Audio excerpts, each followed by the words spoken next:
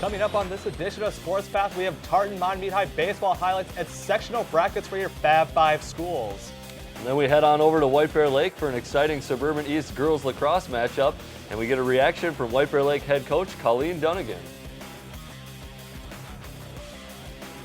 And how can we move forward from, the setbacks that we started in the season, and I think our girls have really started to capitalize on the small goals. We also have more Fab 5 school updates such as who's committing where and who's winning awards for their athletic achievement.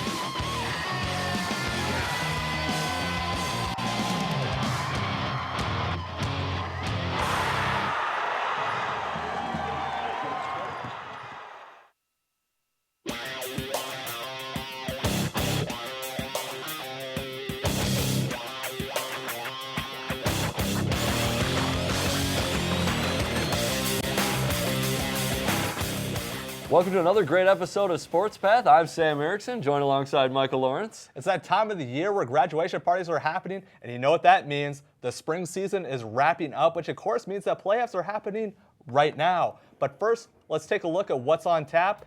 We have your end of the season baseball standings and highlights, and what an exciting finish it was for both Montmead High and North St. Paul in conference baseball.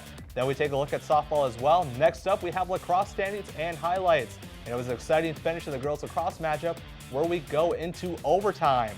We also have your sectional brackets as well later. We take a look at the changes in football practices for the summer that will affect all your Fab 5 schools. But first, we're going to take a look at some baseball highlights. And as we had a couple of students from the Montmead High media class out to help out there, you see a couple of the students behind the cameras, behind the scenes there. We want to thank them for their participation. And this one got started as Mitchell Kozat took a leadoff walk for Tartan here in the top of the first. Kozat would steal second, and starting pitcher for Tartan, Eric Reddy, up at the plate, drives one up the middle, and the throw will come in just late, so Tartan will take a 1-0 lead there in the top of the first with Eric Reddy helping himself out, getting that RBI single. No score in the bottom of the first or in the top of the second. You see Reddy there pitching now in the bottom of the second as number 20, Alex Stone, steps up for the Zephyrs. He'll drive one into center field. Center field has a beat on it, but can't make the play as the ball just rolls under his glove. So Stone is safe at first with a single. Getting rid of a little bit of gear there. Thomas Polson will step up next. He'll hit a lazy fly into center field. This one will be caught as some good communication between the Tartan outfielders. The left fielder ended up grabbing that one, and that is the first out. A little bit later, Stone steals second there. And you see big number 21, Sean Jelly at the plate, not pitching in this one as the ace of the Montmead High staff. DHing, he'll tap one to the pitcher, gets Stone over to third, and we have 2 outs. A runner on third, 2 outs. Danny Larson drive into right field. Right fielder might have got it, but just comes up short, can't bring it in. That'll score Stone from third, and Montmead High now on the board with the game tied at 1. Grant Gibson, another lefty, comes up. He drives this one into right, and that'll get Larson on his horse. He'll get from first to third. So Gibson on first, Larson on third, 2 outs. And you see Gibson there. Happy with his accomplishments. He'll take second on that low pitch. No throw from the catcher as he wanted to keep the runner at third. So runners at second and third, 2 outs. Montmead High looking like they're going to take the lead. But Reddy will get Cole Jernberg to ground out to shortstop. Low throw, but it's picked. And Tartan will get out of the inning. No more harm done. Tied at 1. Both teams tack on a run in the third. We'll catch this one back up in the bottom of the fifth. Sam Mustar, number 11 there, he will start this one off walking. Mustar on the very next pitch takes second, gets a decent jump, and beats the good throw. So Mustar at second. Sean Noel will get his arms extended, drive this one into left center. It'll split the outfielders.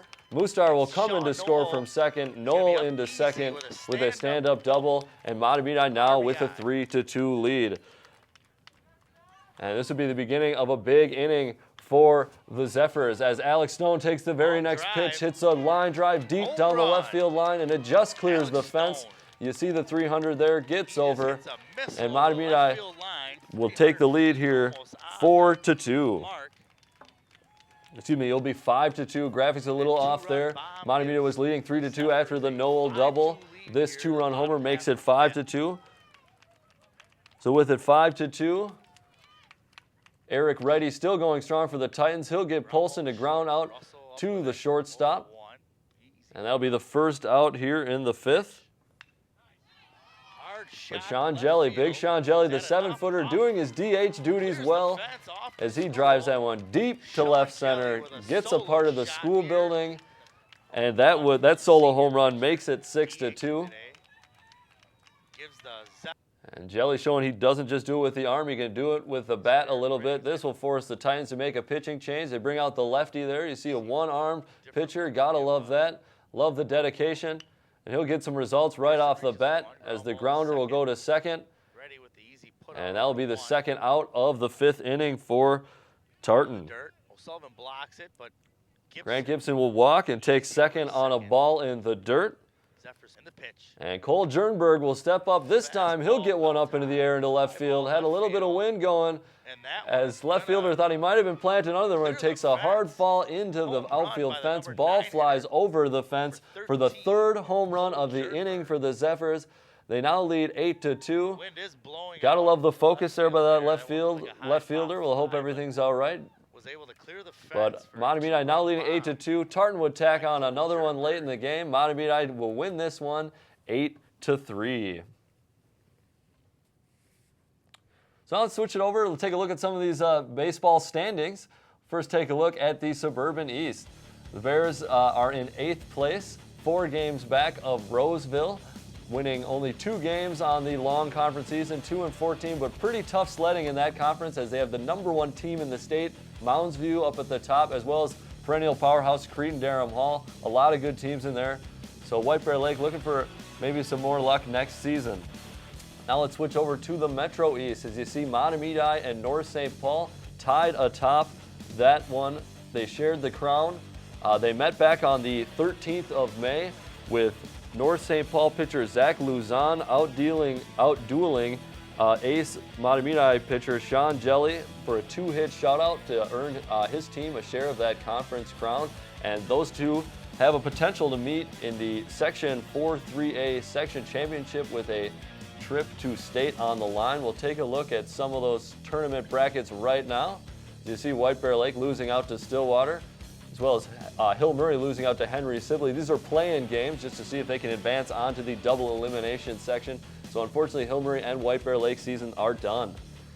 Moving on, there you see Mahtomedi getting that bye in the first round, squeaking by Roseville 5-4, and North taking down Henry Sibley.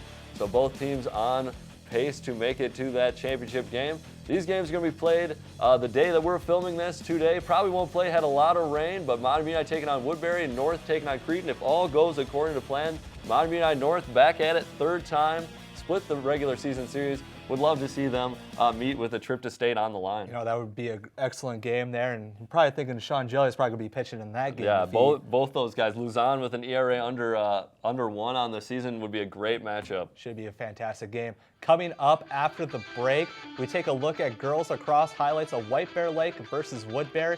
Just to give you a tease, remember the name Mimi Dow. We also take a look at the standings and brackets for both boys and girls lacrosse teams. Stay tuned.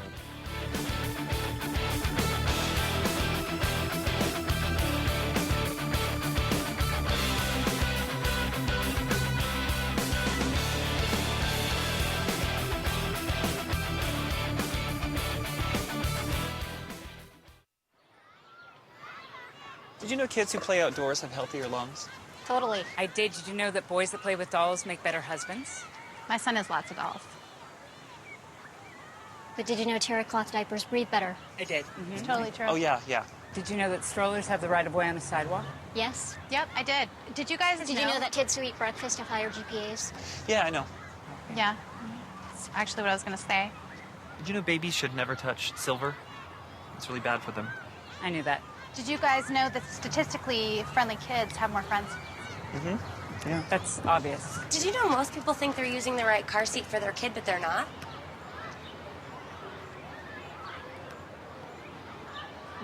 Parents who really know it all know for sure that their child is in the right seat at the right age and size. Visit safercar.gov/the right seat to make sure your child is protected. I'm putting that on my blog. I just put it in mine.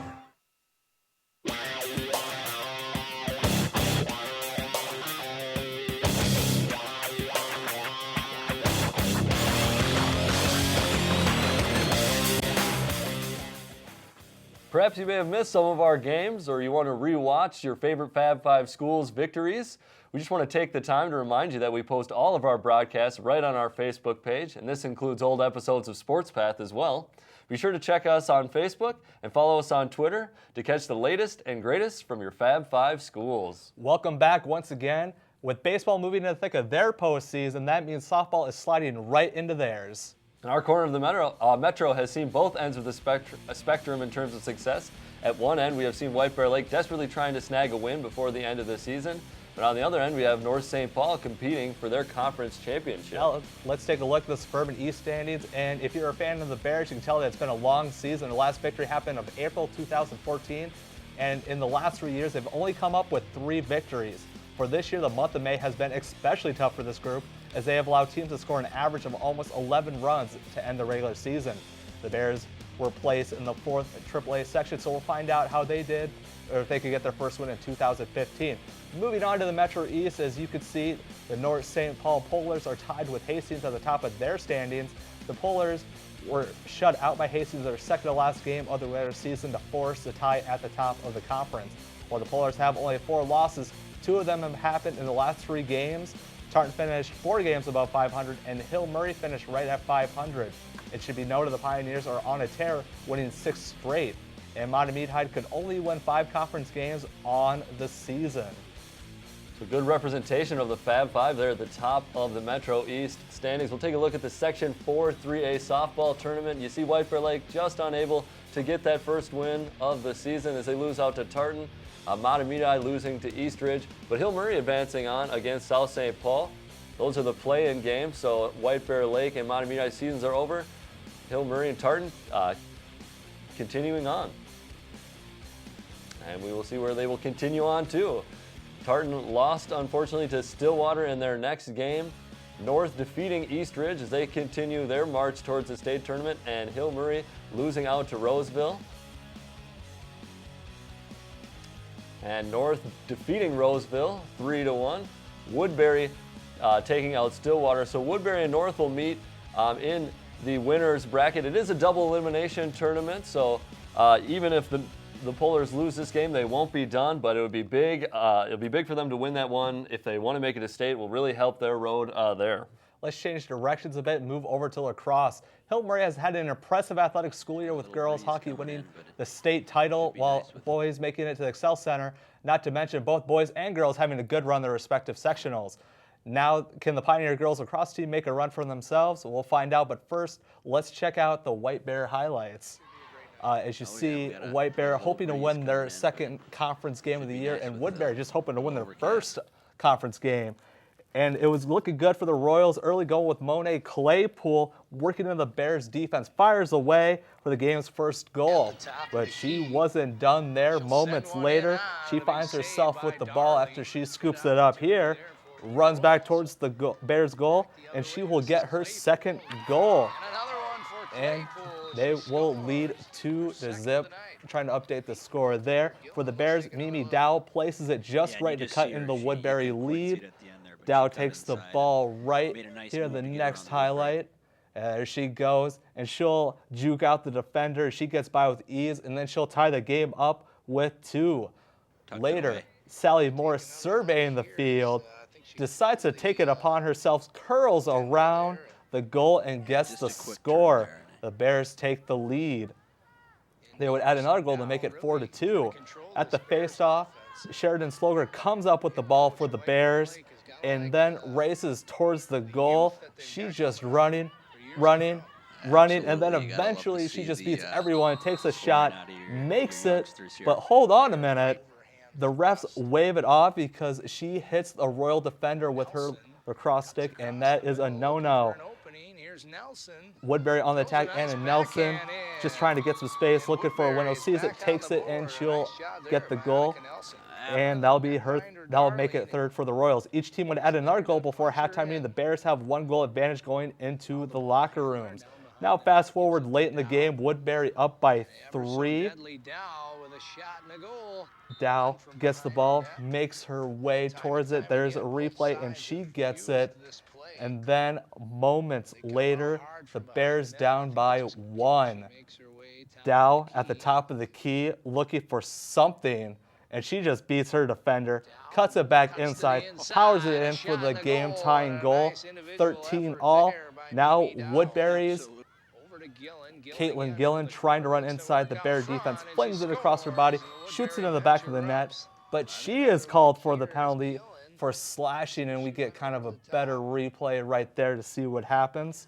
Looks like a good call by the official. And then Caitlin Henning on the next highlight, cutting it inside for the Royals, misses it, but the refs say penalty on the Bears. Now Woodbury with possession. Gillen trying to get a shot off before time expires, but she misses it. And this game will go into overtime with both teams tied at 13. And then Adriana Anderson crosses in the middle, finds a streaking Dow who converts the one-touch for the goal. Then Gillen for the Royals, and she just races by Bear defenders, and she'll tie the game back up at 14. Woodbury wasn't done as Margaret Olsen finds Nelson in the middle and gets the goal for the lead. And the good vibrations are flowing for the Royals, who are so close to picking up their first conference win. Bears down by 1. Dow with the ball, misses, gets her own rebound, and tries again. Goal! Once again, the game tied, but this time at 15. With 1 possession left, the Bears turn to Dow once more time, and she gets the job done right there. And they pick up the victory, and that pick up their second conference win, beating Woodbury 16-15. After the game, we caught up with White Bear coach Colleen Dunningham on what her team is focusing on the rest of the season and her thoughts on Mimi Dow. Number 28, Mimi. Well, we have just been really focusing on, with the rough beginning of the season, really just focusing on the small goals. What can we set this period? What can we set this half? How can we improve, and how can we move forward from, the setbacks that we started in the season? And I think our girls have really started to capitalize on the small goals, and hopefully will become the larger goals sooner or later. Yep. Mimi Dow, she's a great asset to our team. She's really good at getting the girls going, getting them fired up. Every time we get down, she's always one of the positive ones on the sideline, always working hard, great in school as well. So she just is a great all-around player, and she's a really good person to have around, and just really, again, emphasizing on her sportsmanship and all of that kind of stuff, as well as her play. Now let's take a look at the Suburban East standings. White Bear is in 7th place with their 2 wins coming against Woodbury and Mounds View. Compared to last year, the Bears took a step back as they won 4 conference games. Granted, they played 1 more as they had another team in the conference last year. A few more wins this season, the Bears could have placed in the top half. As you can just see, a bunch of teams are muddled in the middle, with everyone chasing Stillwater, who sits atop of the standings with a perfect 8-0 record. Now for the Metro East standings, remember, with only 5 teams, each team plays each other twice, and it looks like Hill Murray sits alone with a perfect record. Tartan's only conference losses happened to the Pioneers, and lost both those games by a combined score of 4 goals. Mahtomedi is the team clearly in the middle, as they lost every game to the teams in front of them in the standings and lost every team behind them in the standings. Then North St. Paul and Hastings are both at the bottom, where they split their games with each other. I'll take a look at Section 4, the girls lacrosse Section 4.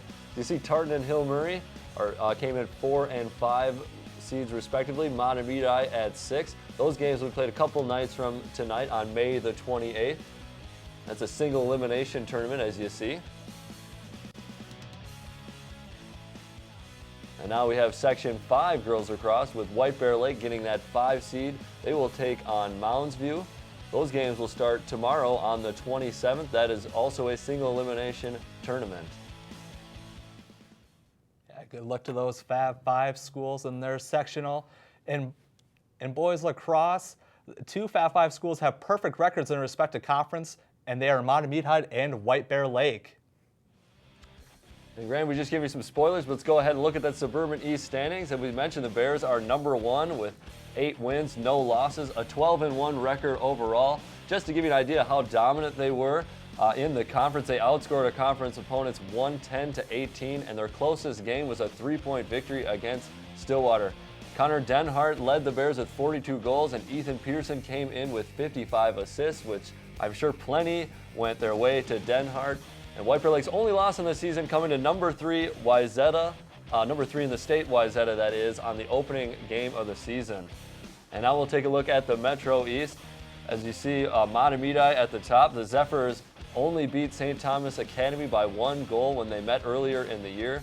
And after that, they would not be challenged by the rest of the conference. Tartan finished 3rd with their only losses coming against the Cadets and the Zephyrs, and Hill Murray's only conference wins happened against winless North St. Paul and Simley. Now let's take a look at the sectional for boys lacrosse. North and 8th seed facing East Ridge, Tartan facing Woodbury, Stillwater facing Park High, and Hill Murray facing Matamidi. These games will be played at a later date. And let's take a look at Section 5 boys lacrosse. Number 1 seeded White Bear Lake will play the play-in winner that has yet to be determined. Just a lot of excellent lacrosse being played at this part of the Metro, and should be really exciting to see if both Matamidi and White Bear can make it to the state playoffs. Absolutely. Postseason always a good time of the year. Coming up after the break, we'll find out which of our Fab 5 athletes brought home one of the most prestigious awards of the year, and check in down the road and see where some Hill Murray Pioneers plan to play their sports at the next level.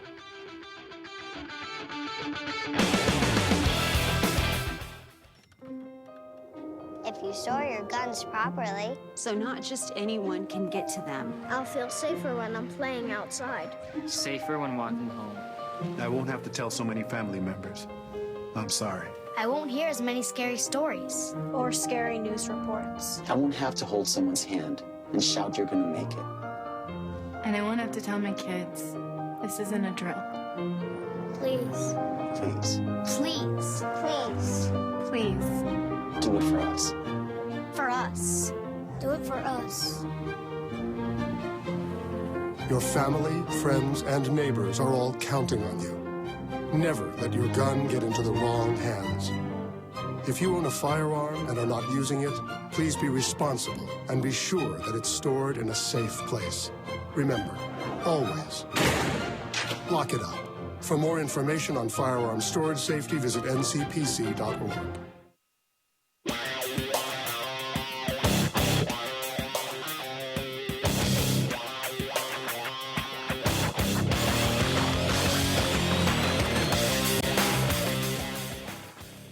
Oh, hey there.